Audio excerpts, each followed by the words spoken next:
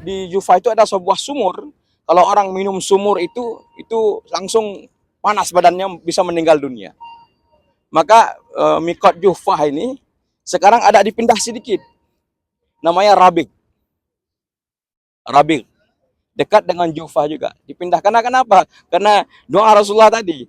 Supaya panasnya kota Madinah dipindahkan ke sana. Karena gitu ekstrimnya cuaca di sini. Maka kita bersabar. Ya, bersabar. Kalau ada kedinginan kita bersabar. Karena barang siapa yang bersabar berada di kota Madinah, pahalanya luar biasa. Sabar antri, sabar ini sampai 86. Itu pernah terbakar masjid ini depannya. 886 pernah terbakar. Sampai mimbar Rasulullah itu terbakar. Yang sering Rasulullah naik mimbar berceramah di depannya itu terbakar. Kemudian diganti setelah itu semuanya. Kemudian di masa itu perluasan agak lebih besar sampai Raja Abdullah sebelum raja sekarang ini, ya sampai sekarang lah ini. Nah, ini perluasan Raja Abdullah sudah bisa menampung 2 juta jamaah sekarang. 2 juta. Dari berapa ini sampai 2 juta. Nah, perlu kita ketahui di sana nanti sudah ada kuburan, namanya kuburan Baki. Akan kita lewati insya Allah mungkin, ya. Di situ tempat para sahabat Nabi di kota Madinah ke daerah Juhfah. Juhfah tahu kan? Yaitu mikat yang pernah kita kenal, mikat untuk orang-orang Syam itu. Maka setelah Rasulullah doakan itu dipindahkan panas kota Madinah ke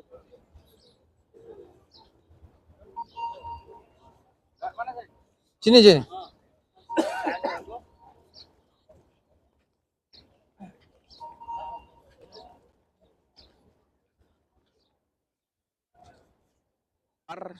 Dengan Rasulullah SAW, sehingga ketika itu jadilah terbentuklah di situ rumah Rasulullah dan sampingnya itu masjid.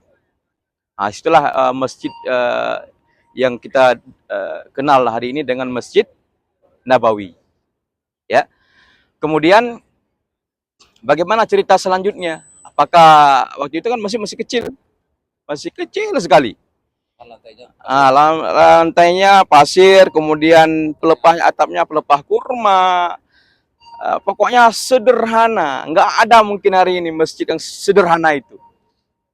Ya, tapi ya masya Allah, berkah keberkahannya yang tidak bisa menandingi hari ini, luar biasa berkahnya.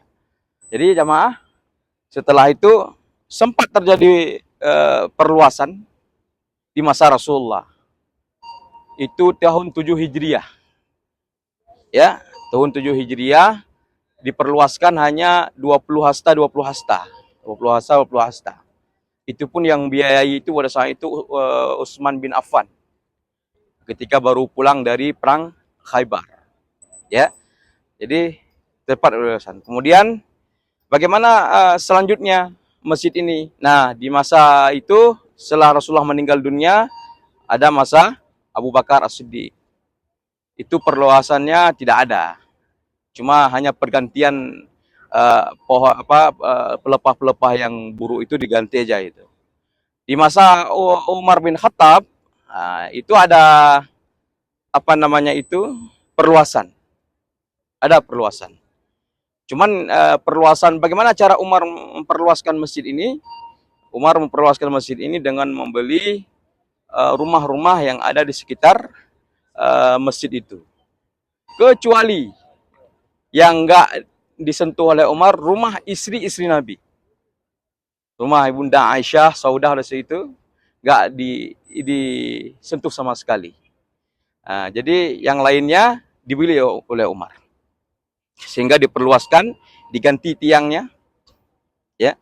Diganti tiangnya yang tadi kayu, ya kayu agak lebih bagus sedikit lagi, atapnya diperbagus, ya dan sebagainya.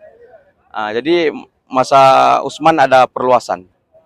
Di masa Umar, masa Utsman lebih tambah lagi, masya Allah perluasannya. Ya, bahkan kayu-kayunya itu kayu-kayu yang ada lukisan-lukisan. Kemudian campuran-campuran untuk buat tiang itu ada bahan-bahan semennya waktu itu. Walaupun nggak seperti sekarang bahan-bahannya, perluasan. Ya. kemudian di masa Ali, kemudian setelah masa Khulafaur Rasyidin ada masa Bani Umayyah. Bani Umayyah ini terjadi perluasan besar-besaran.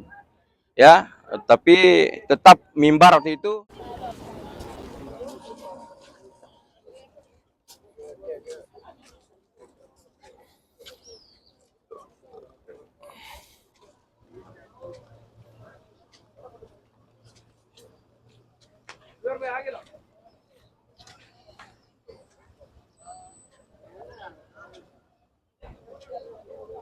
Ustaz, di sini aja, Ustaz.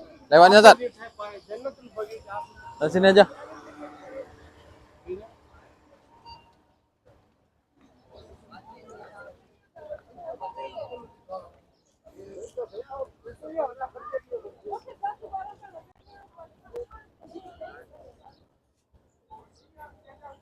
Dia ditutup dari dulu, nggak pernah dibuka, selalu ditutup karena menghindari orang-orang Syiah yang nanti mengambil tabaruk di situ, sehingga nanti kaum muslimin yang nggak paham, yang nggak ngerti Islam.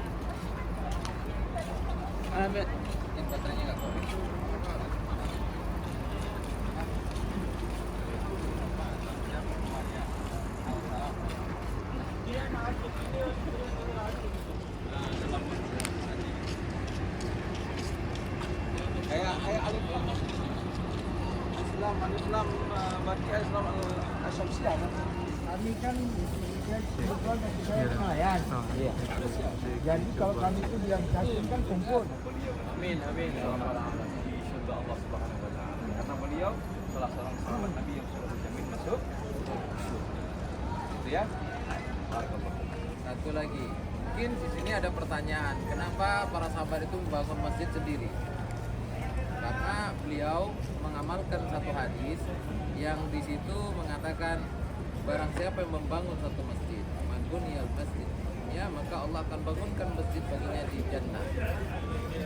Jadi hadis ini zahirnya membangun masjid itu sendiri, zahirnya.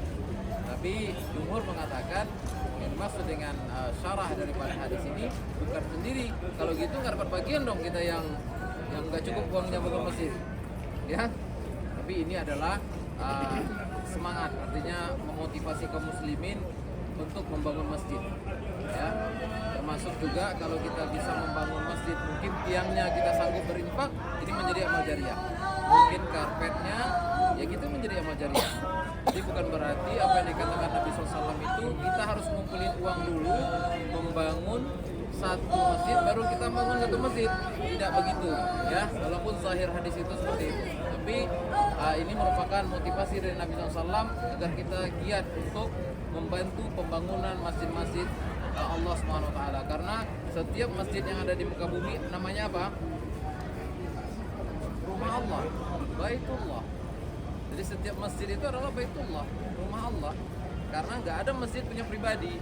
Ada yang mengatakan masjid punya pribadi? Nggak ada, masjid itu wakaf. Namanya nama pribadi. Nama saja, tapi hakikatnya adalah wakaf. Dia adalah diwakafkan untuk Allah SWT. Tidak boleh apapun siapapun mengklaim ini masjid saya, ini masjid kelompok atau apa. Kalau kita berpahaman yang benar, maka masjid itu adalah rumah Allah. Jadi artinya yang dipahami dalam hadis ini, nah para sahabat mereka mampu. Jangan kira para sahabat itu miskin, ya. Masya Allah, tabarakallah. Mereka orang kaya semua. Bangun masjid dia kalau nggak sendiri nggak, sendiri. Masjid Umar bin Khattab di sana sendiri. Ini Masjid Ali sendiri. Ini ada Masjid Ali. Salman sendiri. Karena memang Masya Allah, tabarakallah, Allah berikan dia keistimewaan dan diberikan harta, mereka diberikan semangat, motivasi. Tapi untuk kita bisa kok kita bangun masjid. Mungkin kita bisa tiangnya dari mana pun. Kita tunggu yang lain. Ini kita berada di Masjid Abu Bakar As-Siddiq. Ada yang nggak kenal dengan Abu Bakar As-Siddiq, tujuh tangan. Ada yang nggak kenal nggak? Berarti kenal berarti. Nama kan? Saya kira kalau nggak ada yang kenal tadi saya kasih dia 100 real. Kenal semua, alhamdulillah. Ya, ini adalah Masjid Abu Bakar As-Siddiq yang mana dibangun oleh Sayyidina Abu Bakar As-Siddiq, yaitu khalifah kedua setelah Nabi Muhammad SAW, orang yang terbaik setelah Nabi Muhammad SAW, yang mana banyak kisah dalam hadis beliau adalah sahabat Nabi SAW yang mulia. Beliau juga adalah mertua Nabi SAW. Ada yang tahu siapa anaknya jadi istri Nabi SAW? Itu kan? Aisyah. Istri Aisyah. Jadi ini Masjid Abu Bakar As-Siddiq. Mungkin Ustaz Bukhari nambahin. Ya, kita perlu banyak yang kita bahas. Di situ ditulis katanya wala anda tasmiyah bidzalika dan Abu Bakar As-Siddiq radhiyallahu anhu sallallahu. Jadi dinamakan sholat Abu Bakar karena Abu Bakar pernah sholat di situ. Nah, itu pun dikatakan wala anda mungkin. Jadi nggak perlu kita perpanjangkan banyak ini. Kadang-kadang tidak ada keutamaan. Tapi yang paling banyak keutamaan adalah masjid depan kita ini. Luar biasa. Ya. Tapi kita sekitar mengenal sejarah ya tidak masalah. Tapi keutamaannya apalagi kota baru di sini anggap ada berkah tidak ada. Ya. Tapi kita tahu Abu Bakar As-Siddiq seorang sahabat Nabi yang superstar luar biasa. Ya, bahkan mertua Nabi orang yang paling bagus, paling mulia setelah Nabi. Kita Rasulullah pernah mengatakan kalau seandainya aku boleh memodifikasi, maka aku menjadikan Abu Bakar sebagai pesan. Nah, sebagaimana Allah menjadikan Nabi Ibrahim sebagai kasih. Cuman Rasulullah SAW tidak dibolehkan memodifikasi. Tapi orang yang paling cintai Rasulullah SAW antara para sahabat itu Abu Bakar As-Siddiq. Maka kita berbangga, alhamdulillah bisa ketemu.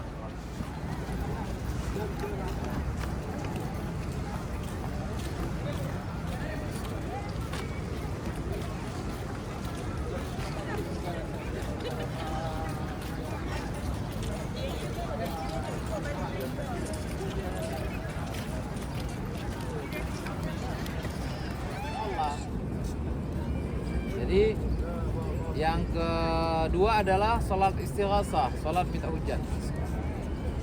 Istighasah, sholat istisqa, sholat minta hujan. Dan kenapa dinamakan Masjid Gomamah? Gomamah itu adalah awan hitam. Jadi ketika itu dilindungi oleh awan hitam. Rasulullah ketika melakukan itu. Dan mungkin itu sebagai pembuka saja. Mungkin dari Ustadz juga ada tambahan. Buka saja dari saya tentang Masjid Gomamah. Selanjutnya mungkin Ustadz Bukhari bisa menambahkan apa saja, dan tidak ada keutamaan seperti tabarruk, mengharap berkah, itu nggak ada, walaupun Nabi SAW pernah di sana, karena tidak ada dalil yang seperti itu mengatakan. Total Ustaz. Ya, bismillah Ibu. Jadi ini kita saksikan namanya Masjid Gomamah. Sebagaimana Ustaz Rehan bilang tadi, Sabu Rehan letak jarak dengan Masjid Nabawi sekitar 300 meter saja ini. Nggak jauh. Dulu di sini tanah lapang ini. Tanah lapang, Rasulullah sering menggunakan untuk sholat Idul Fitri, Idul Adha, dan juga Rasulullah gunakan untuk sholat minta hujan atau istisqa. Karena dinamakan Gomamah karena dia awan hitam dibilang tadi. Jadi ketika Rasulullah istisqa kan minta hujan ya, tiba-tiba muncul awan hitam. Daerah sinilah airnya yang muncul. Ya, daerah sini Gomamah ini. Ya, maka dibangunlah sini masjid ini, nggak digunakan sekarang, nggak digunakan. Jadi hanya sebagai simbol sejarah. Ya, simbol sejarah. Jadi nggak ada yang sholat di sini, nggak ada. Simbol sejarah untuk mengingatkan kaum muslimin, dan sebuah bukti mukjizat juga ya dari Allah ketika Rasulullah minta agar diturunkan hujan, Allah berikan hujan atas permintaan Rasul Sallallahu Alaihi Wasallam. Nah, mungkin ini sekira singkatnya saja. Sambil kita jalan-jalan ke Saya tambahin, dulu memang masjid ini ditutup, tapi sekarang pemerintah Saudi itu membuka memang. Tapi mungkin bagi laki-laki bisa masuk, tapi tidak ada juga keutamaan yang diberikan, tapi hanya sekedar mengetahui saja. Dan terkadang juga Ini termasuk di belakang situ ada Masjid Abu Bakar. Itu juga nggak pernah dibuka, sekarang dibuka juga. Masjid Abu Bakar di belakang ini. Nanti kita jalan ke Masjid Abu Bakar. Terus ada yang bertanya, kenapa kok masjid ada Masjid Abu Bakar, ada Masjid Umar, di belakang ini ada Masjid Umar, seberang jalan, tapi berbahaya sih, harus nyebrang jalan. Jadi saya tidak sarankan, memang ada Masjid Umar di belakang itu. Umar bangun masjid, Abu Bakar bangun masjid. Jadi kita jalan menuju Masjid Abu Bakar, ya pelan-pelan. Ya, jadi yang ada di sekitaran Masjid Nabawi sebelum Masjid Nabawi ini dibangun. Yang di depan kita ini adalah Masjid Gomamah. Ini merupakan tempat bersejarah juga. Dua dalam sebuah riwayat itu menyatakan ada dua sejarah. Yang pertama, Rasulullah SAW pernah sholat Aid di sini.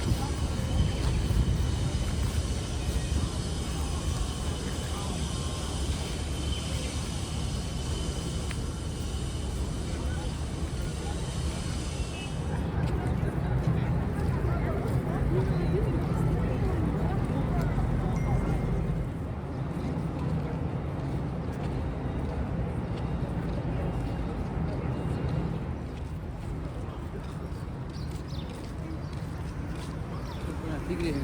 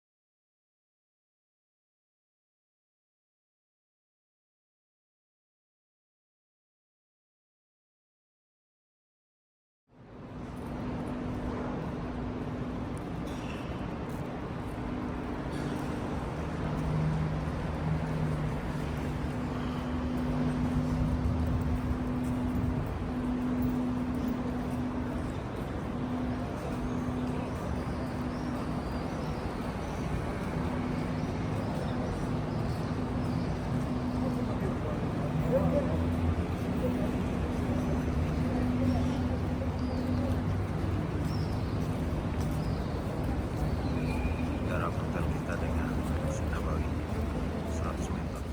Ya. Ini hotel kita. Oke.